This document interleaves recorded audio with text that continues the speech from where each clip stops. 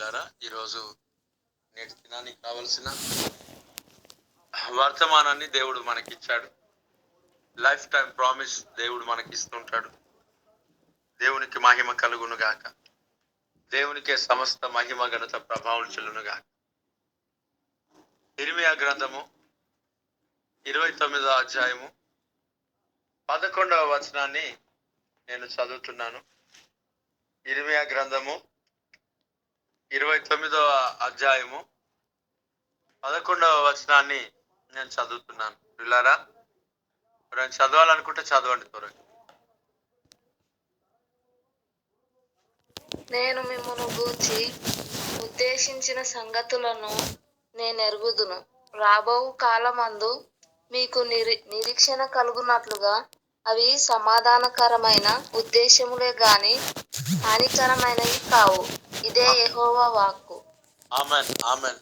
దేవుడు ఈ మాటలు మన జీవితంలో ఆశీర్వాదకరముగా మార్చును గాక. ఆమెన్. పిల్లారా, ఇక్కడ దేవుని సన్నిధిలో తెలియజేయబడుతున్న మాట, ఈ యొక్క మాట చెప్తా ఉన్నాడు. పిల్లారా, నేను మిమ్మల్ని గూర్చి ఉద్దేశించిన సంగతులను నేను ఎరుగుదును.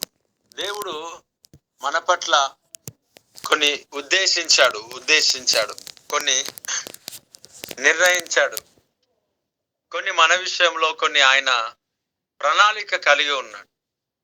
మన విషయంలో ఆ ప్రభు కొన్ని ప్రణాళిక కలిగి ఉన్నాడు. కొన్ని విషయాలలో దేవుడు మన పట్ల కొన్ని ప్రణాళికలు కలిగి ఉన్నాడు. ఆ దేవాది దేవుడు మన విషయంలో కొన్ని సంగతులు ఉద్దేశించాడు.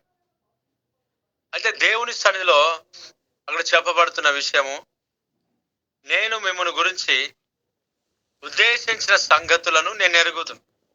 దేవుడు మన పట్ల ఏవైతే ఉద్దేశించాడో సంగతులు, అద్భుతాలు, ఆశ్చర్యకార్యాలు, అవి ఎవరికి తెలుసు అంటే కేవలము దేవునికి మాత్రము తెలుసు. దేవుడికి తెలుసు. అయితే మనకు తెలియకపోవచ్చు, లేక మనము గ్రహించకపోవచ్చు, లేక మనము దేవుని యొక్క సంగతులను అర్థం చేసుకోలేని స్థితిలో మనం ఉండొచ్చు. ఇప్పుడు మనం కలవరపడతాం సముద్రాలను చూసి, మనము కలవరపడతాం ఒడ్డు లేని పరిస్థితిని బట్టి, మనము కలవరపడతాం గమ్యము తెలియలేని స్థితిని బట్టి. కానీ దేవునికి అంతమేమైనదో తెలుసు. ఆది ఆయనే, అంతము కూడా ఆయనే. అంటే ముగింపు ఏమై ఉన్నదో ఆ ప్రభువునకు తెలుసు. ఆ ఎండింగ్ అనేది ఏమై ఉన్నదో ప్రభువునకు తెలుసు. అలాగే మనం చింతపడతాం మన ఫ్యూచర్ కొరకు, మన యొక్క ఫ్యూచర్ కొరకు చింతపడతాం మనం. కానీ దేవుని సన్నిధిలో ఆ ప్రభు అన్నాడు, మనం ఏదో ఆలోచన చేసుకుంటాం, చింతపడతా ఉంటాం. కానీ ఆయన అంటున్నాడు, మీ పట్ల నేను చింతపడను. నేను మీ పట్ల ఉద్దేశించిన సంగతులను అన్నిటినీ నేను ఎరిగి ఉన్నాను. నాకు తెలుసు నేనేం చేయాలో, ఎలా నడవాలో, ఎలా నడుచుకోవాలో, ఎలా ముందుకు నడిపించాలో, ఆ సంగతులన్నీ నాకు తెలుసు. అలాగే ఇంకో మాట అంటున్నాడు, రాబోవు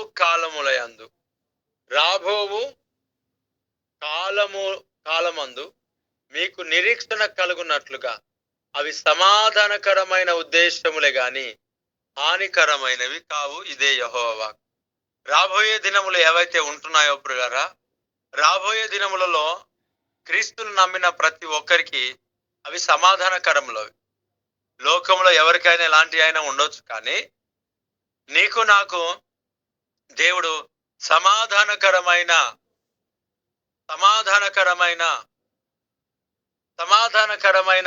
దినములను దేవుడు రాబో కాలమందు దేవుడు మనకు ఉంచాడు.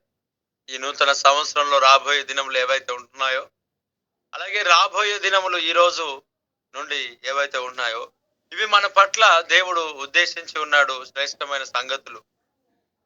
ఈ రాబోయే దినములో దేవుడు క్షేమమును వరము మనకు అనుగ్రహిస్తున్నాడు, ఆశీర్వదిస్తూ ఉన్నాడు. రాబో కాలమందు మనకు నిరీక్షణ కలుగునట్లుగా ఏమున్నాయంట, అవి సమాధానకరమైన ఉద్దేశములే గాని హానికరమైనవి కావు. దేవుడు మన జీవితాల్లో హానికరమైన ఉద్దేశాలు అనేటివి ఉంచలేదు.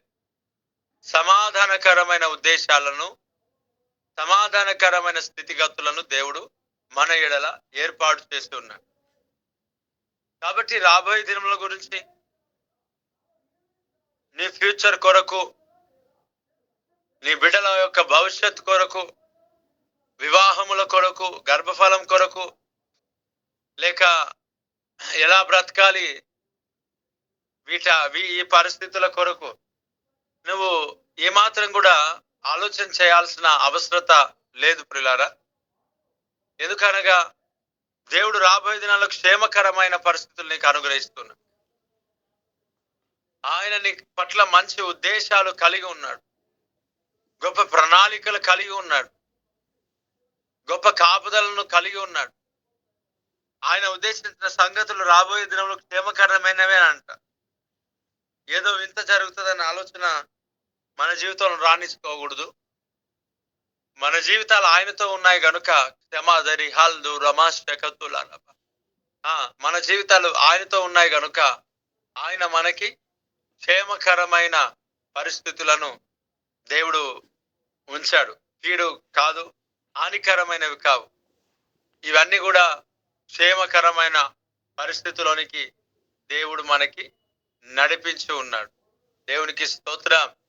చూడండి ప్రియులారా, రాబోయే దినముల యందు మనకు నిరీక్షణ కలుగున్నట్లుగా అవి సమాధానకరమైన, క్షేమకరమైన, ఆశీర్వాదకరమైన, సంతోషకరమైన సంగతులు గాని, ఉద్దేశాలే గాని హానికరమైనవి కావు. నీ పట్ల దేవుడు తెలియజేస్తున్న యొక్క ఉద్దేశం, నీ పట్ల దేవుడు తెలియజేస్తున్న యొక్క మన పట్ల దేవుడు తెలియజేస్తున్న ఒక అద్భుతమైన ఆశీర్వాదం, ఖచ్చితంగా క్షేమకరమైన దినాలను దేవుడు మనకిచ్చి ఉన్నాడు. నిరీక్షణ కలుగున్నట్లుగా ఆనందకరమైన దినములను ప్రభు మనకిచ్చి ఉన్నాడు. నీ ఫ్యూచర్ విషయంలో, రాబోయే కాలంలో నువ్వేమైపోతావో, నీ పిల్లలు ఏమైపోతారో, నీ భవిష్యత్తు ఏమైపోతూ ఉంటుందో అని భయపడకు. విశ్వాసం కలిగి దేవుని సన్నిధిలో నిలవబడు. ప్రభు నీ కుటుంబాన్ని నిన్ను ఆశీర్వదించబోతున్నాడు. ప్రభు నీ కుటుంబాన్ని నిన్ను బలపరచబోతున్నాడు. ప్రభు నీ కుటుంబాన్ని నిన్ను కాపాడబోతున్నాడు. ఆయన నిన్ను విడువడు, ఆయన నిన్ను విడిచిపెట్టాడు, ఆయన నిన్ను ఎడబాయడు. దేవుడికి స్తోత్రం. రాబోయే దినములు అన్నీ కూడా క్షేమకరమైన దినములను దేవుడు మనకు అనుగ్రహించి ఉన్నాడు. Praise the Lord. క్రీస్తులో మనకు క్షేమం ఉన్నది, క్రీస్తులో మనకు కాపుదల ఉన్నది, క్రీస్తులో మనకు ఆరోగ్యం ఉన్నది, క్రీస్తులో మనకు విజయం ఉన్నది. ఆ విజయాన్ని ప్రభు మనకిచ్చి ఉన్నాడు. ఆ విజయాన్ని ప్రభు మనకిచ్చి ఉన్నాడు. రాబోయే దినములు అన్ని సమాధానకరములైనవే. మన ఎడల మన పట్ల దేవుడు ఉద్దేశించిన సంగతులన్నీ క్షేమకరమైనవే, కానీ హానికరమైనవి ఎంత మాత్రమును కాదు. దేవుడు మనకు హాని చేయడానికి రాలేదు, ఆయన మేలు చేయడానికి వచ్చాడు. ఆయన మేలు చేయడానికి వచ్చాడు.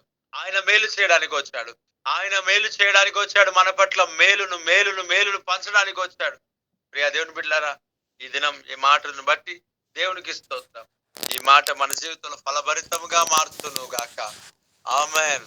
క్షేమకాలములున కన్నులార చూచెదను, క్షేమకాలములున కన్నులార చూచెదను, నేనే నా కన్నులార చూచెదను, నేనే నా కన్నులార చూచెదను, విశ్వాసమును విజయం శత్రువు కూలును అది నిశ్చయం, విశ్వాసముతో ప్రకటింతు విజయం శత్రువు కూలును అది నిశ్చయం. క్షమక ఏనా స్తుతి చేసెదవు, చిరస్థాలనైనా స్తుతిస్థాల చేసెదవు, నేనే నా కన్నులార చూచెదను, నేనే నా చూచెదను, క్షేమకాలములున కన్నులార చూచెదను, క్షేమకాలములున కన్నులార చూచెదను. గట్టిగా, క్షేమకాలములున కన్నులార చూచెదను, క్షేమకాలములున కన్నులార చూచెదను. నేనే నా కన్నులార చూచెదను. నేను కన్నులార చూచెదను. నేనే నా కన్నులార చూచెదను. నేనే నా కన్నులార చూచెదను. కళ్ళు మూసుకుందాం. పరిశుద్ధుడా నీకు వందనాలు. ఈ మాటలు ప్రతి బిడ్డ జీవితంలో స్థిరపరిచి నిలబెట్టి మాయం పొందు దీవెనకరంగా మార్చి మాయం పొందుకోమని నజరేయుసు నామములో అడుగుచున్నాం తండ్రి. ఆమేన్.